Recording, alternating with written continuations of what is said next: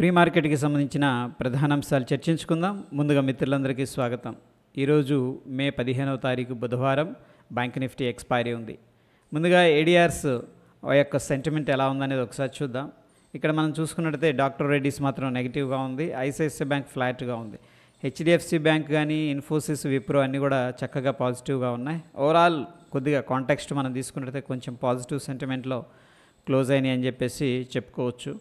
ఇక మనకి Indian indices ఎలా పర్ఫామ్ చేసినాయి అనేది ఒకసారి చూస్తే ముఖ్యంగా ఎఫ్ఎంసీజీలో ప్రాఫిట్ బుకింగ్ జరిగింది, ఫార్మాలో కొద్దిగా సెల్ ఆఫ్ జరిగిందని చెప్పేసి చెప్పుకోవచ్చు. అండ్ మెటల్స్ టాప్ గెయినర్స్గా ఉన్నాయి. మెటల్స్ కానీ, commodities, energy, infrastructure, PSU bank అన్నీ కూడా పాజిటివ్గా ఉన్నాయి. బ్రాడర్ సెన్స్లో మనం తీసుకున్నట్టయితే ఎక్కువ ఇండిసెస్ గ్రీన్లోనే క్లోజ్ అయినట్టు తెలుస్తుంది. గ్లోబల్గా సెంటిమెంట్ ఎలా ఉందనేది ఒకసారి చూద్దాం. అన్నీ కూడా చూడగానే చక్కగా పాజిటివ్గా కనిపిస్తూ ఉన్నాయి.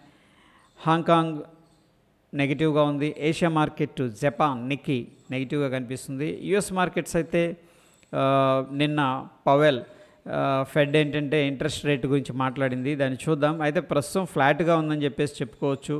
జర్మన్ పాజిటివ్గా ఉంది. ఫ్రాన్స్ పాజిటివ్గా ఉంది. యూరప్, యుఎస్ డౌ జోన్స్ ఇక్కడ కొద్దిగా పాజిటివ్గా కనిపిస్తుంది.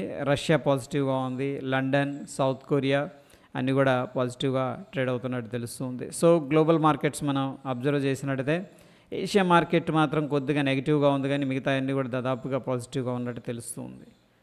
ఇక ఎకనామిక్ క్యాలెండర్ నిన్నటి రోజున ఫెడ్ పవెల్ ఏంటంటే మాట్లాడటం జరిగింది, దాని గురించి చూద్దాం.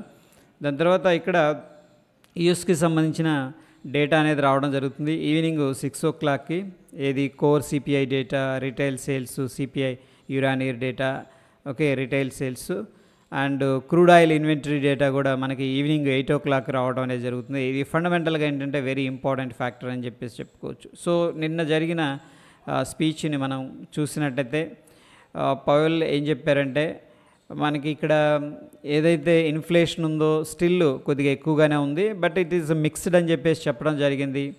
ప్రస్తుతం ఇన్ఫ్లేషన్ని కంట్రోల్ చేయడానికి ఏంటంటే ఫెడ్ టార్గెట్ పెట్టిందనమాట, 2%కి రావాలి ఇన్ఫ్లేషన్ అని చెప్పేసి. దానికంటే ఎక్కువలో ట్రేడ్ అవుతుందన్నమాట. ఇన్ఫ్లేషన్ అనేది ఎక్కువలో ఉంది. వాళ్ళ దగ్గర ఉన్న ఒక ఆప్షన్ ఏంటంటే వడ్డీ రేట్లు పెంచటం.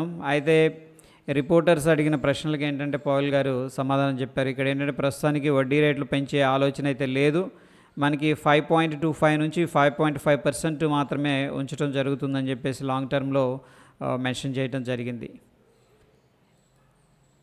ఇక ఫ్యూచర్ అండ్ ఆప్షన్స్ డేటా అనేది మనం చూసుకున్నట్లయితే ఎఫ్ఐఎస్ కాల్స్ బై చేశారు, పుట్స్ కూడా బై చేసినట్టు తెలుస్తూ ఉంది.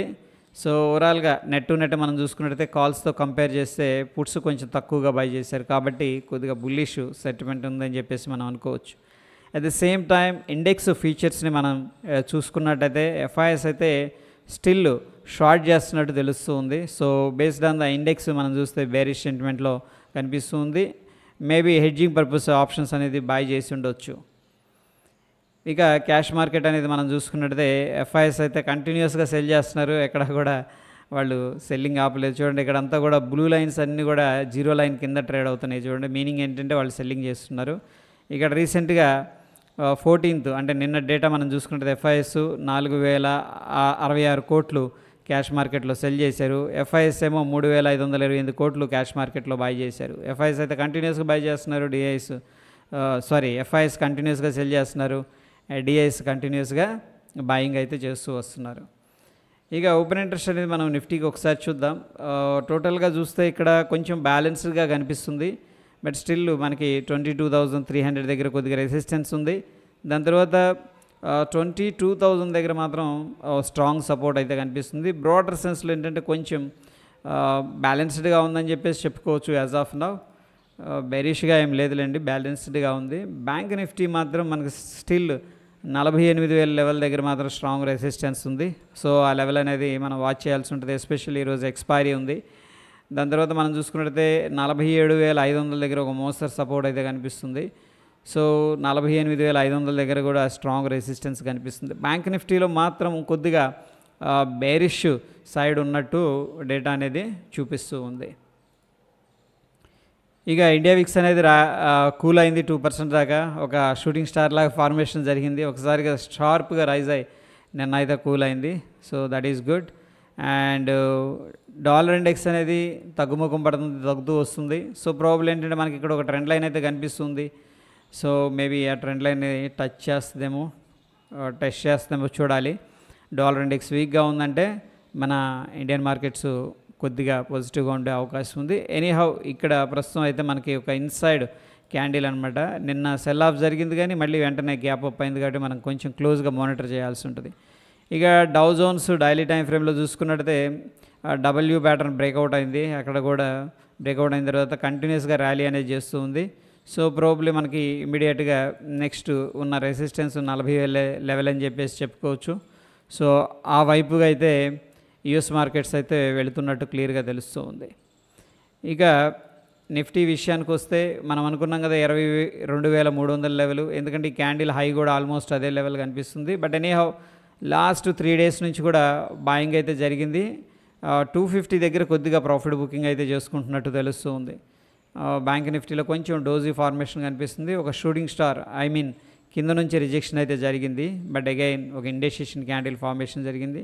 ఇక్కడ క్యాండిల్ హై అనేది వెరీ వెరీ ఇంపార్టెంట్, 48,270. ఇక మనం చూసుకున్నట్టయితే గిఫ్ట్ నిఫ్టీ ప్రస్తుతానికి ఏం చెప్తుంది అనేది ఒకసారి చూద్దాం. ఇక్కడ అబ్జర్వ్ చేస్తే 22,372 దగ్గర ట్రేడ్ అవుతుంది. 22,372 గిఫ్ట్ నిఫ్టీ. మన నిఫ్టీ వచ్చేసరికి 22,218 దగ్గర క్లోజ్ అయింది.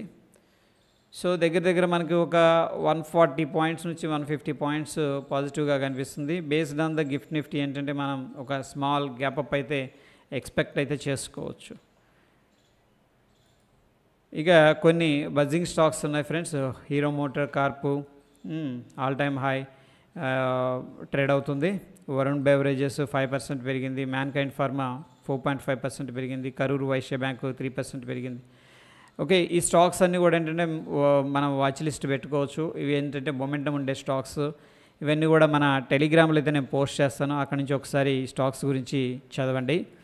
ఇక టెక్నికల్గా సమరీ అనేది మనం తీసుకున్నట్టయితే బ్యాంక్ నిఫ్టీ మనకి స్టిల్ ఏంటంటే న్యూట్రల్గా చూపిస్తుంది based on the oscillator and indicator. But lower time ఫ్రేమ్లో మనం చూసుకున్నట్టయితే స్ట్రాంగ్ బై అనేది సజెస్ట్ చేస్తుంది. లైక్ 30 మినిట్స్లో కానీ, అంటే లాస్ట్ 30 మినిట్స్ అంటే క్లోజ్ అయ్యే ముందు 15 మినిట్స్ 5 మినిట్స్ స్ట్రాంగ్ బై అనేది సజెస్ట్ చేస్తుంది.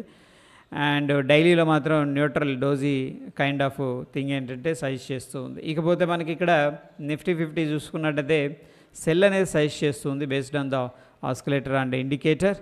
సో ఒక బ్యాలెన్స్డ్ మార్కెట్స్ అయితే ప్రస్తుతం ఉన్న డేటా ప్రకారం కనిపిస్తుంది. గిఫ్ట్ నిఫ్టీ ప్రకారం మనకి కొద్దిగా గ్యాప్ అప్ అయితే అయ్యే అవకాశం ఉంది ఫ్రెండ్స్.